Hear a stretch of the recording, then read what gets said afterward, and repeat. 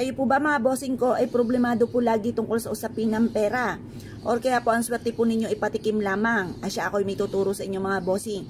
Para ang pera ay tuloy-tuloy at hindi patikim lamang ang swerte. Para magtagal ang kaperahan po natin or kaswertehan mga bossing. Magtatawag po tayo ng swerte at para tuloy-tuloy. Magsusulat po tayo naman dito ng tatlong 8 mga bossing. Linawan nyo pong magaling mga bossing. 8, never ending luck. Magkakaroon tayo ng never ending na swerte. Yan, ba't ba lumalabo? Yan. Magkakaroon tayo na never ending na swerte. Never ending luck. Magkakaroon tayo ng maraming pera. Tuloy-tuloy na pasok ng swerte sa pera. Tapos susulat nyo po dito yung amount na matagal nyo ng pinapangarap.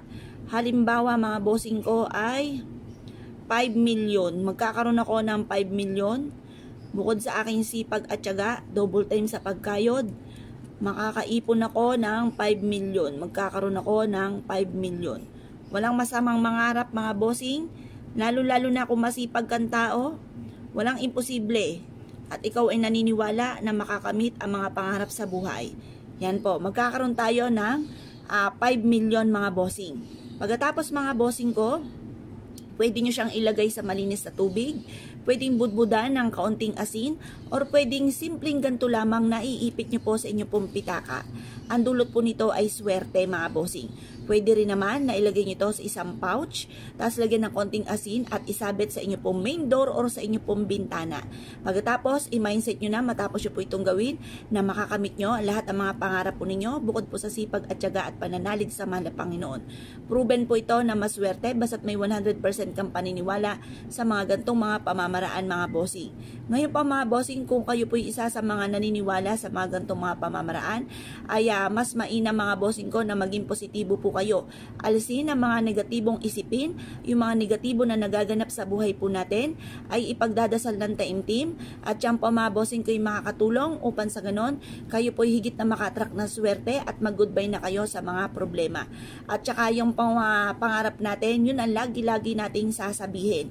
Halimbawa po, yayaman ako at magiging matagumpay. Ganyan po mga bossing, kahit nasaan ka man. Ako po mga bossing, basta't biglang pumasok sa isipan ko, kahit ako'y nakaupo sa trono, lagi ko po sinasabi, yaman ako at magiging matagumpay.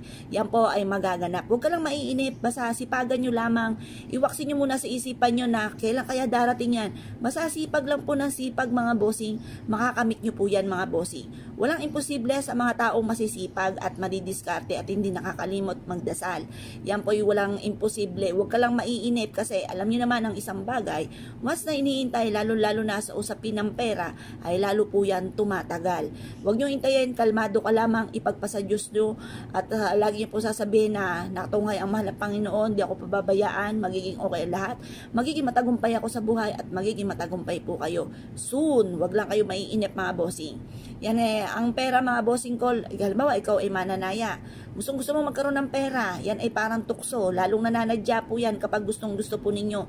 Kaya kalmado ka lamang, pero gumawa ng mga pamamaraan para maging matagumpay, kagaya ng sipag at tiyaga at double time sa pagkayod. Kaya kung kayo pinaniwala mga bossing, ay siya, good luck po sa inyo po lahat.